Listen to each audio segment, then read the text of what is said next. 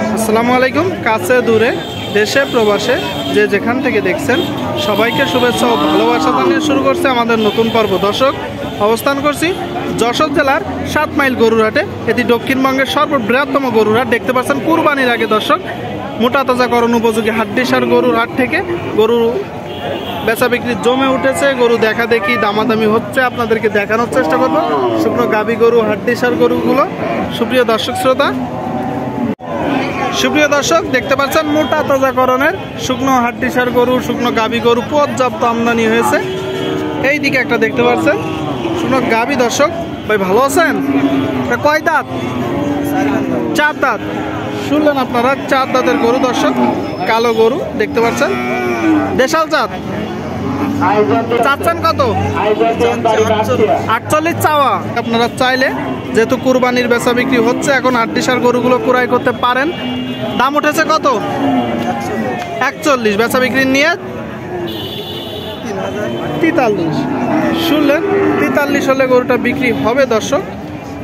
আমার মনে হচ্ছে গরু অনুযায়ী দাম ঠিক আছে। অবশ্যই আপনারা কমেন্ট করে জানাবেন যে কোন জেলায় গরুর দাম কেমন।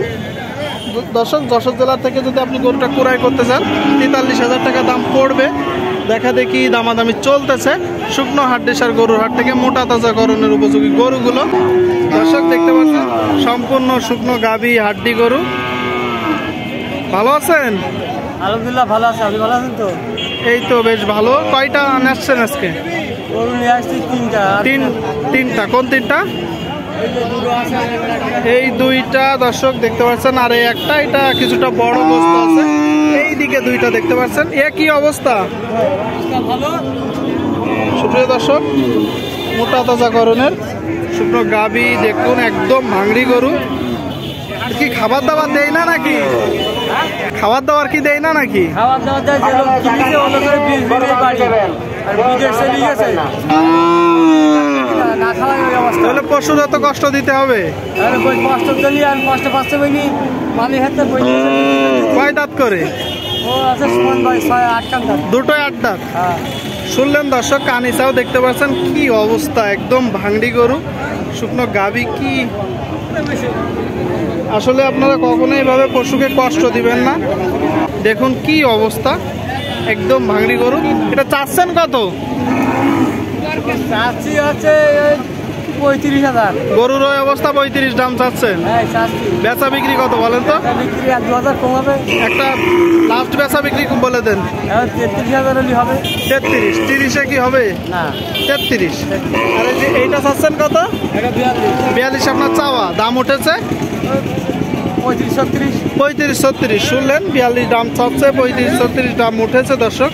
মোটা তাজাকরণের বেচা বিক্রি নিয়ে, বেচা বিক্রি নিয়ে কত? 37-38। শুনলেন, 37-38। আর এই যে এটা দেখতে পাচ্ছি একটু বড় গরু গোস্ত আছে দেখতে পাচ্ছেন। এগুলো তো মূলত মোটা তাজা করা হয়েছে। হ্যাঁ এই মোটা করা হয়েছে। কয় দাঁত? এটা 4 দাঁত। 4 দাঁত। চাচ্ছেন কত? চাচ্ছি 55। শুনলেন, 4 দাঁতের গরু 55,000 টাকা দাম চাচ্ছে দর্শক। দাম উঠেছে কত? 48। আপনার নিয়ে 50 হলে ছেড়ে দিবেন। শুনলেন, 50 হলে বিক্রি করবে দর্শক। মোটা তাজাকরণের এটা তো চাইলে কুরবানি করতে পারবে, করা যাবে 50,000 টাকায়। তো ঠিক আছে, বিক্রি করেন। বেচা বিক্রি চলতেছে শুকনো গাভী হাড্ডি গরুর হাট থেকে মোটা তাজাকরণের গরুগুলো দেখানোর চেষ্টা করছি, দরদাম জানানোর চেষ্টা করছি।